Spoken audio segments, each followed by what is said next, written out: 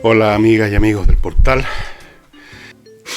En el mundo nos vamos a dedicar a eso, al Titanic, a esta historia que muchos no conocían, la gente más joven no conocía, no les hacía tilín la palabra Titanic, hasta que se produjo esta película de Cameron, creo que se llama, este director, con DiCaprio, con esta otra niña. Y ahí se enteraron de que había existido un transatlántico que se hundió después de chocar, etcétera.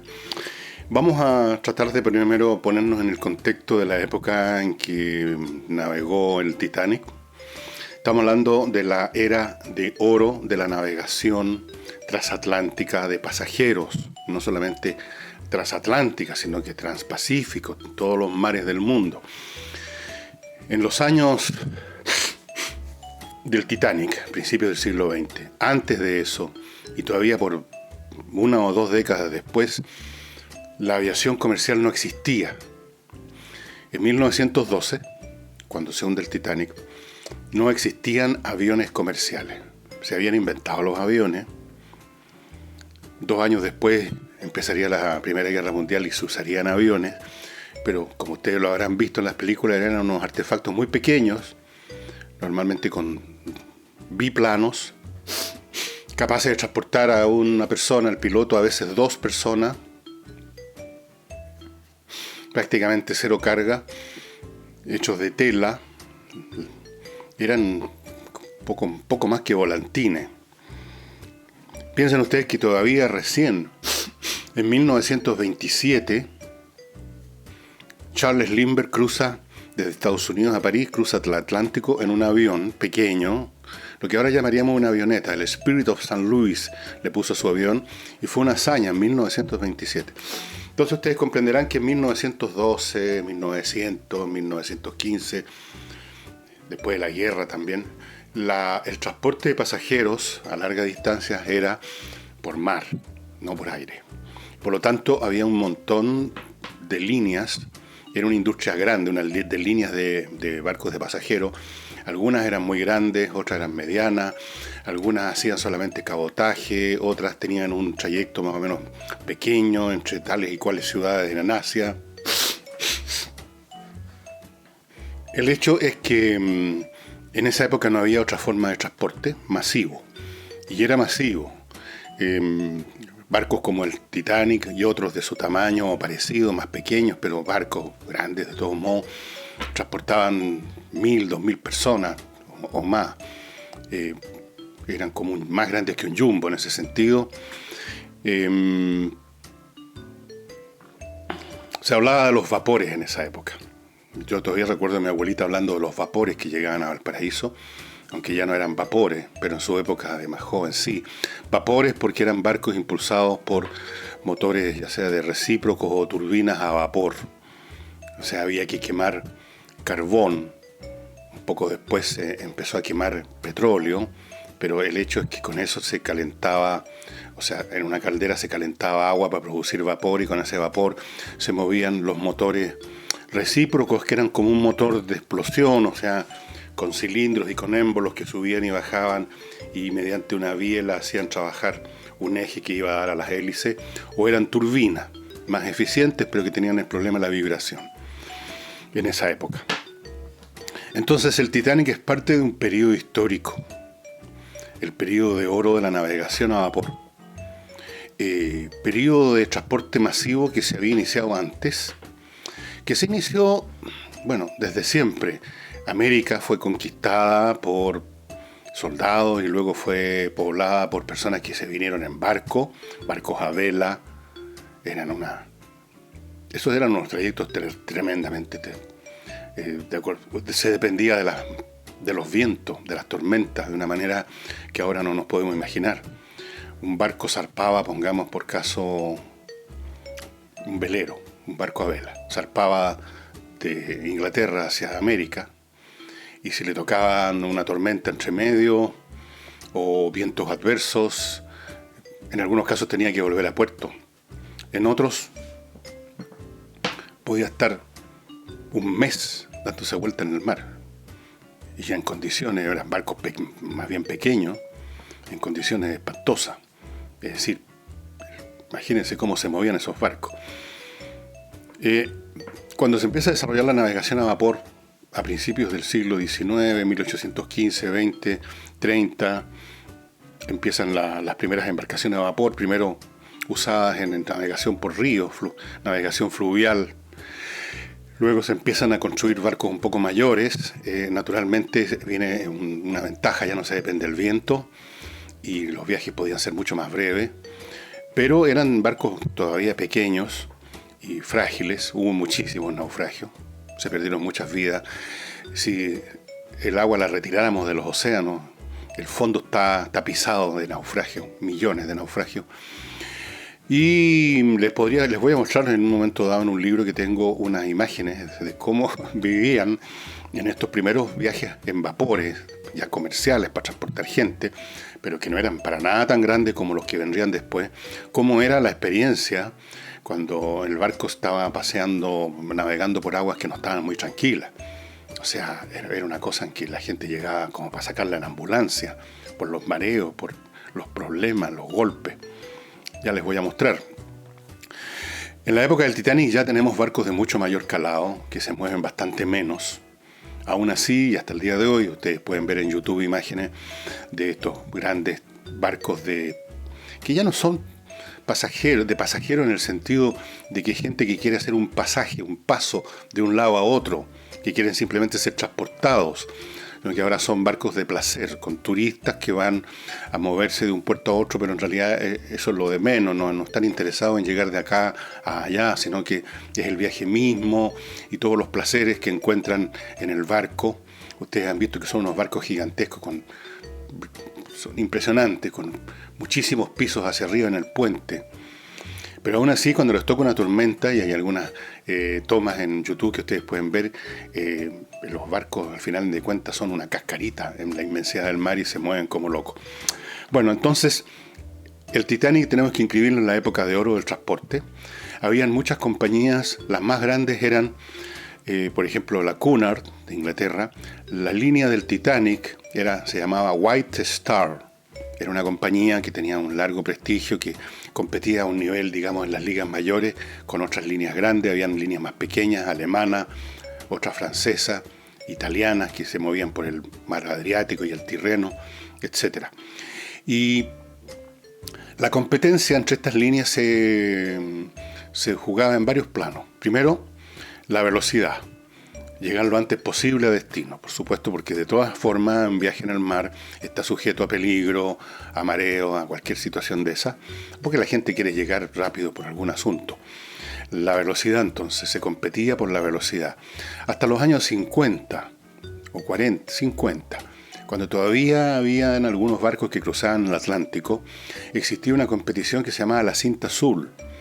¿Qué barco llegaba más rápido desde el puerto de Southampton o Liverpool, en Inglaterra, a Nueva York? Entonces, los barcos más rápidos. Segundo, los barcos más lujosos para sus clases superiores, la primera y segunda clase. Ustedes si vieron la película El Titanic, habrán visto el lujo con que estaba decorado ese barco para la primera clase.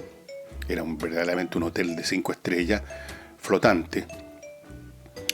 Y, por supuesto, se competía en términos de cuánta gente se podía llevar. El gran negocio de estos cruces transatlánticos, de estas líneas, no era tanto lo que pagaban los pasajeros de primera clase, que eran muy pocos pasajeros, 100, 200 personas, y respecto a los cuales además había que hacer, aunque el pasaje era muy caro, pero había también que gastar mucho dinero para atenderlo. O sea, había un montón de personal para atender a la gente de primera clase. Las comidas tenían que ser de chef. Entonces, el negocio de los barcos transatlánticos era lo que se llamaba el steerage. Los pasajeros de tercera clase, que eran miles, que iban en condiciones bastante deficientes, en muchos casos, pagaban muchísimo menos, pero eran muchísimos más. Todos los millones de personas que se transportaron desde Europa a Estados Unidos principalmente, entre, digamos que desde 1850, pero especialmente entre el año 1890, 1880, 1890 hasta 1914, el principio de la Primera Guerra, todos esos millones de personas que poblaron Estados Unidos, que cambiaron la estructura demográfica, cultural de Estados Unidos, que hicieron el Estados Unidos de hoy con gente de todas las procedencias de Europa, esa gente llegó en barco. Ustedes pueden ver fotos y documentales de esos barcos llegando atiborrados de gente humilde, gente pobre, que habían logrado pagar el pasaje y haciendo filas en la aduana, o lo que fuera, donde se les echaba una mirada, no había lo de ahora, pasaporte y cosas, se les echaba una mirada. Esos millones de personas fueron transportados por estos barcos. Ese era el gran negocio de los barcos, el transporte de estas personas. Y iban y venían transportando cientos de miles de personas y ahí iban acumulando sus ganancias. De manera entonces que se competía en el tamaño. Y aquí es donde entra a jugar el Titanic. La empresa White Star decidió ganar en todos esos planos y diseñaron un barco que fue construido por una gran firma de astilleros de esa época, que no, creo que existe todavía, que se llama Harland and Wolff, por el nombre de los dos originadores de esta empresa en el siglo XIX. Era una empresa muy prestigiosa, muy grande, tenía una relación muy estrecha con White Star, tenían acciones cruzadas, o sea, los propietarios del astillero tenían acciones de White Star y los propietarios, la familia Ismay de White Star tenía acciones en el astillero en Harland and Wolff. Este era el astillero que le hacía todos los barcos. Tenían una relación muy, muy cercana, muy estrecha. Y entonces le encargaron el Titanic, que sería un barco inmenso para su época.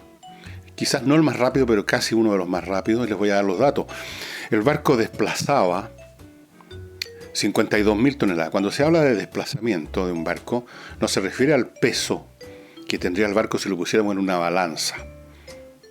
El desplazamiento es la cantidad, lo que pesa el agua que desplaza el barco, su masa, al estar flotando. Como ustedes saben, un cuerpo que entra una masa de agua desplaza agua por una cuestión muy simple. Su volumen ocupa un espacio que antes estaba agua. Esa agua se tiene que desplazar hacia otra parte. La cantidad de agua que se desplaza es el desplazamiento del barco. Desplazaba 52.000 toneladas. Pesaba algo menos que eso en todo caso. Medía 269 metros de largo, eslora, 28 más o menos de ancho, manga. Podía navegar a velocidad máxima, la velocidad máxima eran 24 nudos, que eso equivale a 44 kilómetros por hora, bastante rápido, ¿no? Los barcos de hoy más rápidos, que se desplazan en forma estándar, no estoy hablando de los barcos que se desplazan sobre una superficie de aire o de otras tecnologías de ese tipo que se están desarrollando. Los barcos más rápidos son normalmente barcos de batalla, o son torpederas, o son destructores o destroyers. Esos se desplazan a unos 35 nudos, unos 60 kilómetros por hora más o menos. Esas son las velocidades máximas en el mar. Por eso que los viajes son tan largos. Y llevaba 2.435 pasajeros y 892 tripulantes. De esos tripulantes, bueno, habían algunos que estaban dedicados a la parte puramente técnica. Habían como unos 150 fogoneros, que son los tipos que ustedes vieron en la película paleando todo el día, sin parar. En turno, por supuesto, carbón a las calderas. Los fogoneros, digamos en otras palabras. Estaban los ingenieros, los oficiales a cargo de las radiocomunicaciones. Ya había, no radiocomunicaciones, telecomunicaciones con telégrafo, Marconi. Estaban los eléctricos, los electricistas que estaban a cargo del sistema eléctrico. Pero estaba sobre todo una gran cantidad de gente dedicada a atender a los pasajeros, los cocineros, los mozos, los valets, todo eso. La mayor parte de esa parte de la tripulación estaba para atender a la primera clase. Entonces, White Star desea tener el barco más prestigioso, y se publicita así. Ustedes pueden ver la publicidad que se hizo del Titanic.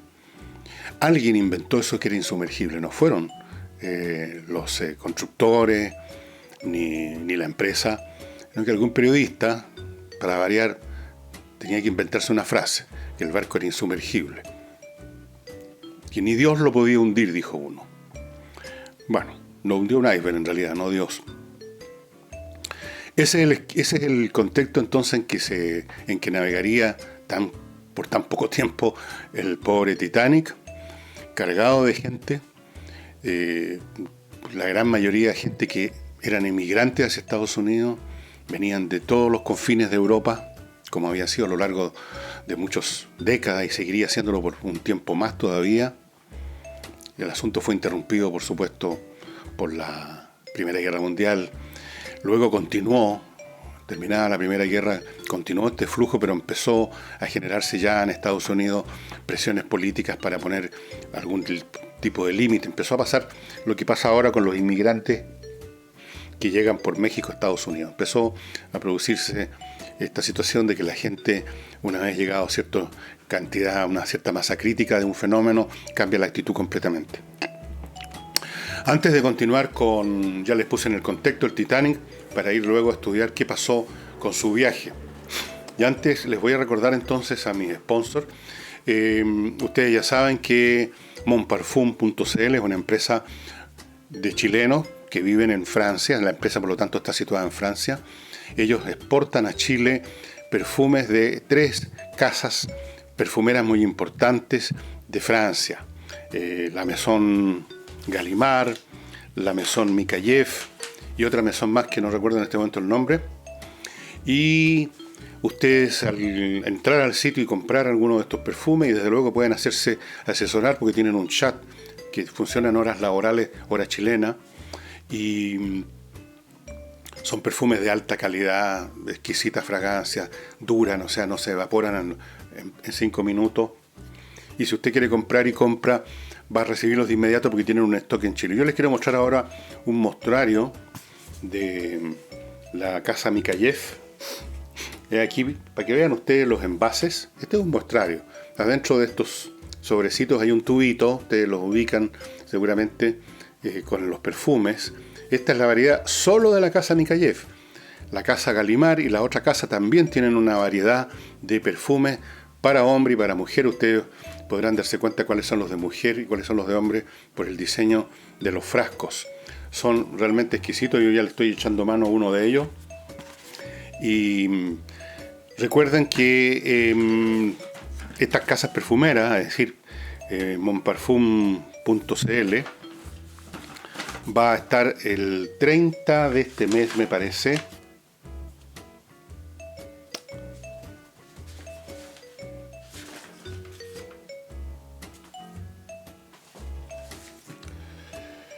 Sí, el 30 de abril, el martes, en el Hotel Plaza San Francisco, ese que está aquí en la Alameda, al lado de la estación del metro de la Universidad de Chile. Ahí va a estar Monparfum. Ustedes pueden ir, esto va a estar en la tardecita, de 4 en adelante. La entrada es gratis, por supuesto. Ustedes ahí van a poder, precisamente, seguramente como muestras como esta, probar los perfumes y hacerse de un exquisito perfume, o para un regalo también está, pero estupendo. En materia de regalos, ya que estamos en eso, no olvidemos a bowmex.com, que es la empresa de la joyería, digamos, online más grande de Chile, con las joyas más hermosas del país.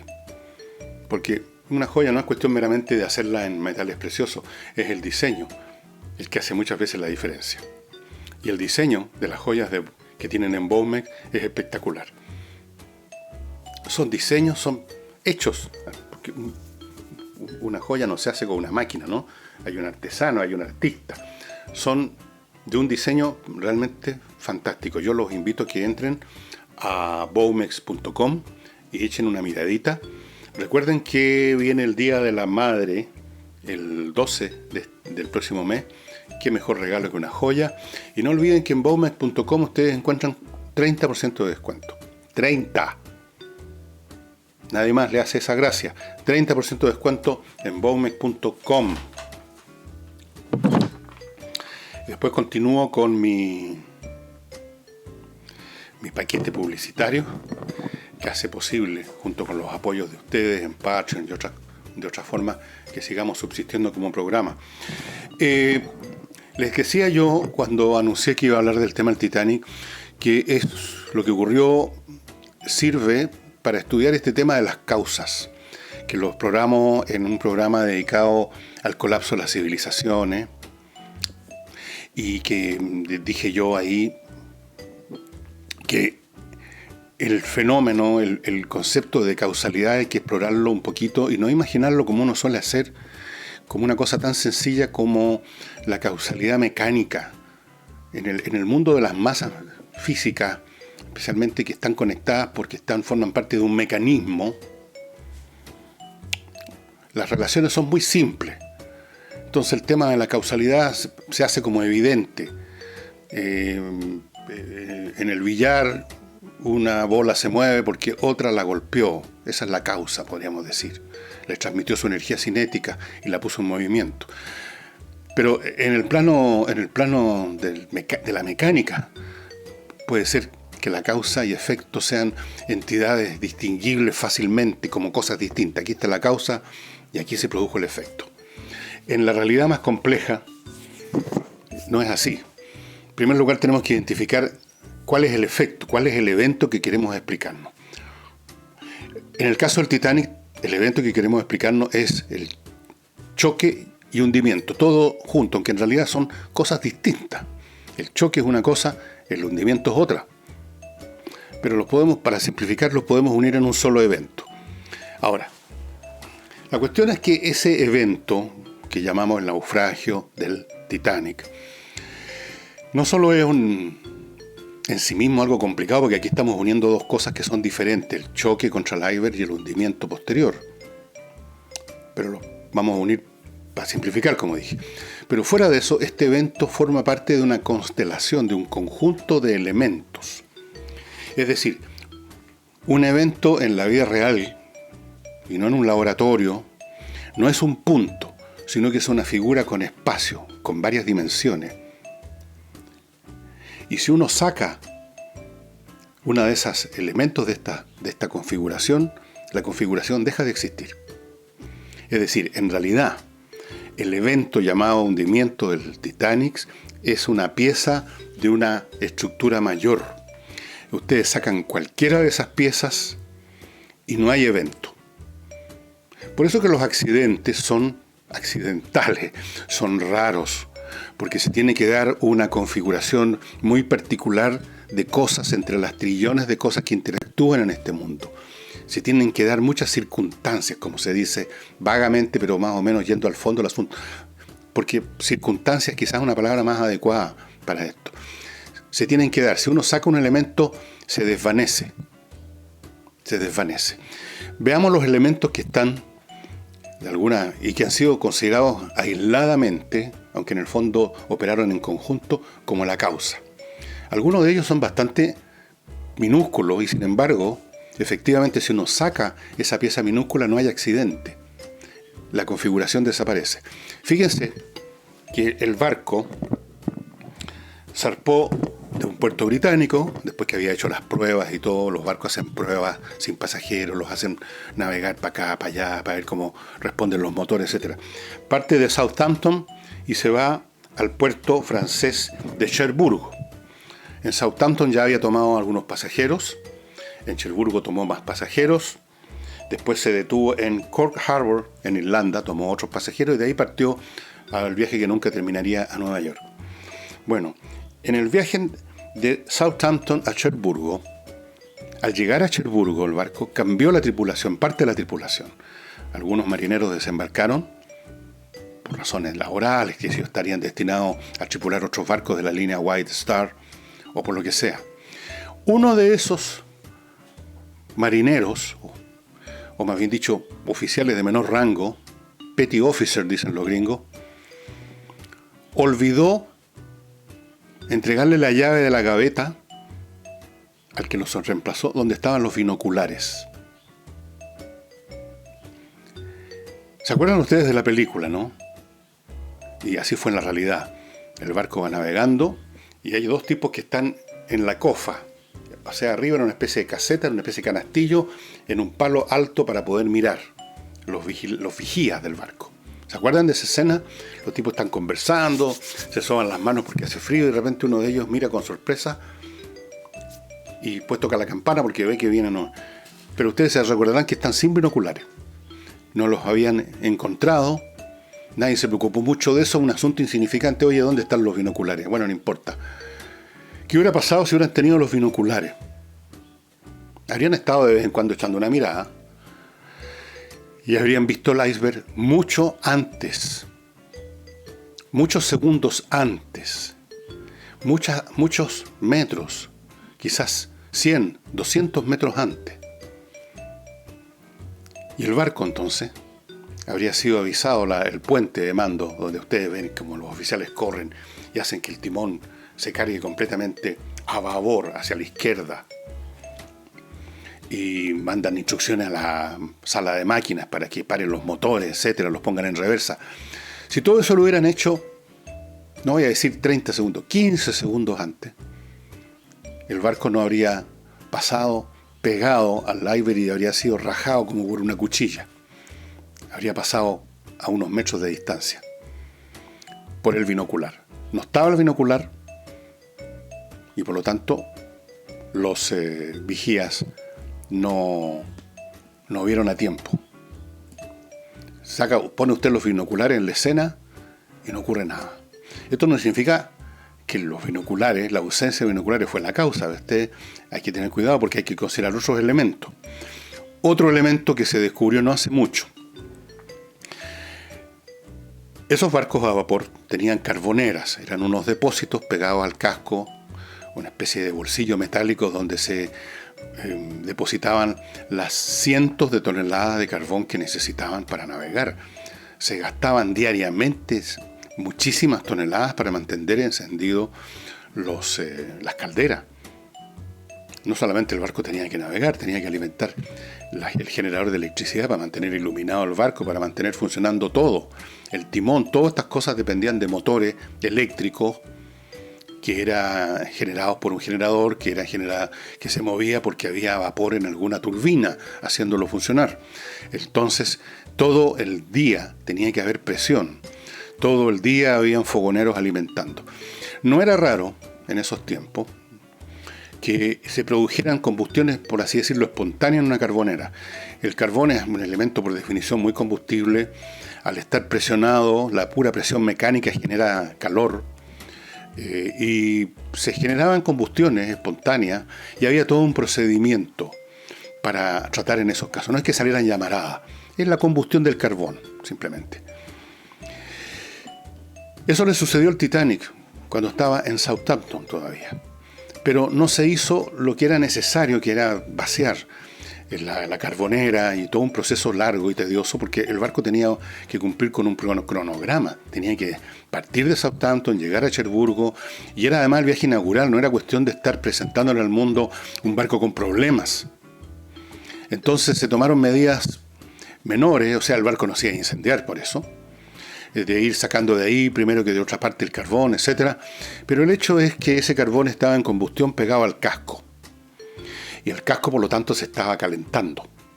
Y cuando usted calienta un metal, el metal empieza a perder, en un grado mayor o menor, sus condiciones mecánicas, su elasticidad, su cohesión interna, etcétera. Si finalmente un metal que ha sido sacado de la naturaleza, como hierro, pues mezclado, aliado con otras sustancias para generar acero, tiene determinada estructura molecular interna de ligazón de sus partes que es alterada por una fuente de calor. O sea, si usted sigue poniendo calor, finalmente se derrite. Entonces, hay fotografías que se han encontrado del Titanic en el puerto, donde se nota en el costado precisamente que topó el iceberg, y en la zona que topó el iceberg se nota el casco más oscuro, como que en esa parte trataron de disimular la situación pintándolo de nuevo, o la pintura original cambió un poco de color. El hecho es que se nota que algo sucedió en esa parte del casco. Por lo tanto, podríamos decir, la causa del hundimiento es que el metal ahí estaba debilitado por el efecto primero del calor y del frío. Por un lado calor, por otro frío del agua helada. El agua estaba muy helada esa noche en el Atlántico. Eso hizo el metal quebradizo y por lo tanto el choque produjo más daño del que hubiera ocurrido si no hubiera habido esta combustión en la carbonera. Esa es otra explicación. Tercera explicación. El casco del Titanic, el casco es la envoltura, es el barco mismo, podríamos decir. Eran planchas de acero, por supuesto, puestas una con otra, con remaches. Hay documentales de la construcción de estos barcos y ustedes ven a los tipos con unos tremendos martillos remachando. Un remache es una pieza de metal, no es como un tornillo, es una pieza de metal que a golpes mecánicamente es deformada y queda como pegada ahí donde está poniéndose. Tenía 1 pulgada de grosor esas planchas. O sea, esto más o menos 2,5 centímetros. Que parece, pensando que es acero, que es mucho. Pero piensen ustedes que la resistencia, la capacidad de resistencia de un objeto también depende del tamaño. Si yo tomo este lápiz y trato de quebrarlo, si hago un poquito más de presión lo voy a partir en 2. Si tomo el mismo lápiz, pero este chiquitito, voy a necesitar mucha más fuerza, porque la presión que se va a juntar aquí en el medio, en la palanca contraria que estoy haciendo aquí, va a ser la fuerza que estoy aplicando mucho menor. Bueno, esto son cosas que uno estudia en física en primer año, por lo menos en mi época. Entonces la palanca tiene menos potencia y tendría que ser mucha más fuerza para lograr quebrar este chonguito. Entonces, en un barco que medía 269 metros de largo, en una estructura tan grande, esto se convierte en una telecebolla. Entonces se dice, si en vez de 2,5 centímetros este casco hubiera sido de 3 centímetros, no habría sucedido lo que sucedió. ¿Por qué era de 2,5 centímetros, solamente 1 pulgada? Lo vamos a ver después que les cuente de mis auspiciadores. Recuerden, amigos que tienen empresas, y no necesito que se los recuerde porque ustedes lo viven todos los días, la parte más complicada es la administración. O sea, la empresa es una administración, básicamente, en gran parte. Incluso una empresa que fabrica cosas en vez de dar un servicio, es una administración. Usted tiene que administrar la fabricación de esas cosas. Tiene que tener trabajadores, empleados, hay que pagar sueldos, hay cotizaciones, se tienen que pagar impuestos. La gestión es complicada, muchas empresas se hunden en ese pantano, otras se arrastran por años, como quien arrastra una bolsa de piedra, funcionan, pero menos bien de lo que podrían. Para evitar todo eso, les sugiero que se pongan en manos de Controller S.p.A. Controller es una empresa fundada, creada y que opera en manos de contadores auditores de larga experiencia, en 20 años en empresas internacionales grandes. Y decidieron formar su propia empresa acá en Chile. Es Controller S.p.A. Para eso, en esa empresa entonces ponen en acción todo su enorme conocimiento y el uso del software más sofisticado que hay en estas materias, adaptado a las realidades de Chile, y le van a resolver los problemas complicados, por ejemplo, el pago de impuestos, que hoy en día es verdaderamente un laberinto, los temas de auditorías, las empresas tienen que hacer auditorías permanentemente, la contabilidad, asunto de todos los días, gestión de procesos, los miles de procesos que hay en una empresa, de todo eso, Controller se hace cargo. Ellos atienden al estilo boutique, personalizadamente. Hay planes especiales para emprendedores, hay planes para empresas muy grandes, no tan grandes, medianas, pequeñas. Todas las empresas tienen un plan especial y le van a resolver, no solamente le van a resolver un problema, van a optimizar el funcionamiento de su empresa. ControllerSPA.cl es el sitio de ellos. A mi izquierda estará apareciendo el cartel con esos datos. Hay otros datos de contacto. Elimine sus problemas, estimado amigo, de una vez por todas de administración. Y finalmente, si todavía no lo ha hecho, hágalo ya de conseguirse esto. Esto, estimados amigos, es un producto llamado Lavo Club. Este es un detergente para ropa que viene en la primera compra viene con este tanque que tiene un dispensador acá. La tapa del dispensador es al mismo tiempo el elemento para las dosis. Aquí tiene una llave con una espita para ir poniendo el líquido. ¿Y cuál es la ventaja de esto? Se pregunta usted. Muy simple. Fuera de que usted no está dependiendo de estar a cada minuto mirando un frasco chico de plástico a ver si le queda todavía detergente, usted le ahorra a la naturaleza cientos de envases de plástico que eventualmente van a dar, con suerte, a la tierra y normalmente muchas veces al mar. Como ustedes ven, ustedes saben que se ha descubierto recientemente que el mar está aún en peores condiciones por el tema del plástico, de lo que ya se creía que ya era malo. Es peor.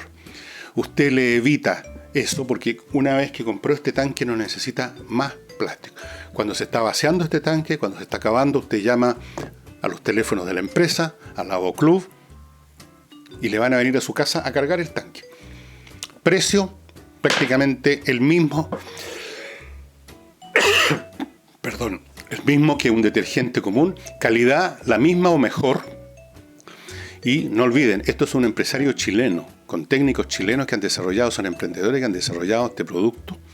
Así que usted, al comprar este tanque y luego seguir recargándolo por todo el tiempo del mundo, usted no solo le está ahorrando plástico al medio ambiente, sino que además está ayudando al tema de apoyar a los innovadores de verdad y no solamente con discursos como suelen hacer los políticos. Lavo Club, ustedes están viendo los datos a mi izquierda, póngase en contacto y resuelva en las mejores condiciones para usted y para el medio ambiente el tema del lavado. Bueno, ¿por qué el casco del Titanic era de 1 pulgada solamente? Bueno, porque para ahorrar, pues. Medio centímetro más o menos, o medio centímetro menos de acero, multiplicado por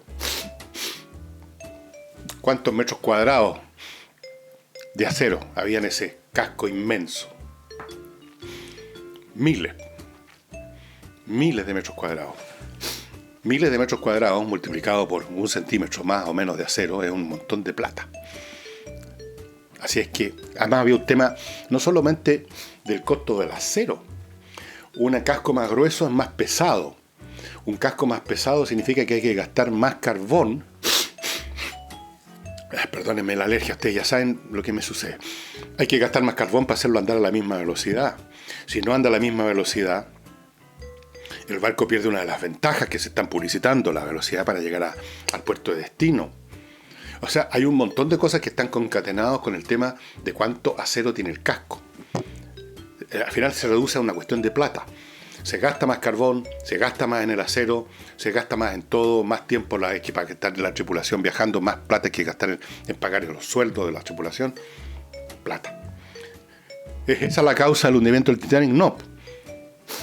Pero evidentemente si tenemos un casco más grueso, a pesar del binocular y a pesar de la carbonera en combustión, al chocar contra esa masa de hielo, el daño habría sido mucho menor.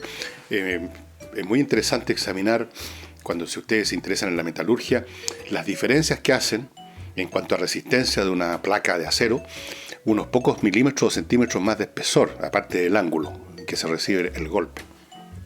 Esto ha sido muy estudiado en tecnología militar por la cuestión del blindaje de los tanques, por ejemplo, cuántos centímetros más o menos para resistir la penetración. Entonces, tenemos todos esos datos que han sido investigados y, por supuesto, en el plano humano tenemos otras causas, otros elementos de esta configuración. El capitán del Titanic, un señor Smith que estaba por jubilarse y que le dan este mando como una especie de despedida, como un premio. Había sido un hombre que había funcionado como oficial de la White Star por mucho tiempo, entonces le quieren dar esta especie de despedida, siendo el capitán del Titanic. El capitán del Titanic recibió en algún momento un mensaje que avisaban que había campos de hielo, etc. Pero él no disminuyó la velocidad, porque una vez más, el factor humano aquí iba con ellos viajando el dueño de la compañía, el señor Bruce Ismay. Y Bruce Ismay tenía interés en llegar lo antes posible a Nueva York por una cuestión de prestigio del barco. Entonces, no era cosa de decir, ¿saben qué más? Disminuyan la velocidad a la mitad.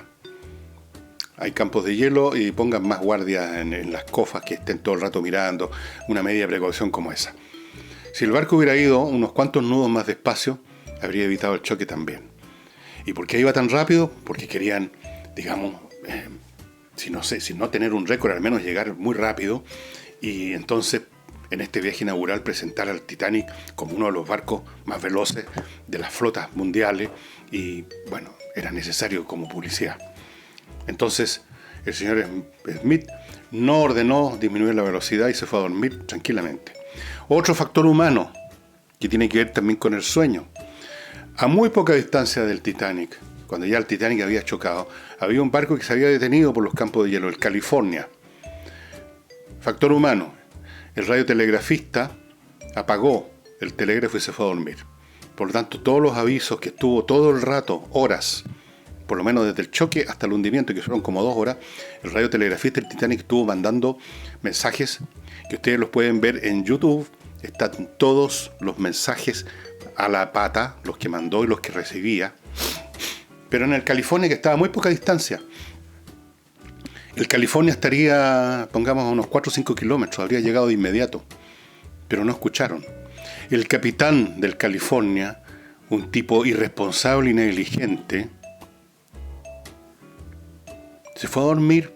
Y cuando le decían, hay un barco que está lanzando bengalas, porque empezó a lanzar bengalas, el tipo preguntaba, a ver, ¿de qué color son? ¿Son de colores? No. Pero pueden ser de señales que está haciendo otro barco. O sea, no quería meterse en lío, no quería salir de la cama, no quería molestarse. Ninguna de las señales que recibió otro oficial que le dijo que las luces del barco daban la impresión que era un barco que estaba inclinándose, que estaba entrando a escorar, tampoco dio pelota. Entonces aquí tenemos la negligencia de una persona que es causa de que una vez ya producido el choque muera tanta gente en el Titanic. ¿Y por qué murió tanta gente? Porque las reglamentaciones que regían en Inglaterra y en el mundo, me parece a mí en esa época, para la cuestión de los botes de salvavidas, para salvar los botes que tienen que ir en un barco, no consideraban el número de pasajeros, sino que el tonelaje del barco. Entonces, si el Titanic tenía el tonelaje que tenía que llevar los botes que puso, ni uno más, ni uno menos. O sea, cumplió con la ley. Era la ley la cual era deficitaria. Y por lo tanto no habían botes para todo el mundo. Y se ahogaron más o menos 1.500 personas. O murieron de frío más bien, no se ahogaron, murieron de frío. Estaban todos con los salvavidas de corcho flotando, pero a los 4 o 5 minutos que usted está en el agua que está a una temperatura muy baja, usted muere de hipotermia. Así que quedaron los cuerpos no ahogados, sino que muertos de frío flotando. Bueno, pero esa es otra historia que pasó con los cuerpos de los que se murieron. Así que tenemos una constelación de circunstancias y así es como funciona la mecánica causa-efecto en este mundo. No es algo sencillo de que aquí viene la causa y aquí sale el efecto, sino que el efecto mismo o el evento que estamos estudiando, que queremos conocer por qué se produjo, es una articulación de muchos elementos menores que conforman una estructura. Si usted saca uno de ellos o dos, el evento no se produce o se produce de un modo diferente, por lo tanto es otro evento. ¿Cuál es la causa entonces del hundimiento del Titanic? Sería quizás impreciso decir que es una suma de todas estas causas, porque no es una suma, es una articulación, es un sistema. Están los binoculares, el barco no choca. El casco es más grueso, el casco no se rompe tanto, porque se rompieron justo 5 compartimentos, que era lo que se necesitaba para que se hundiera el Titanic.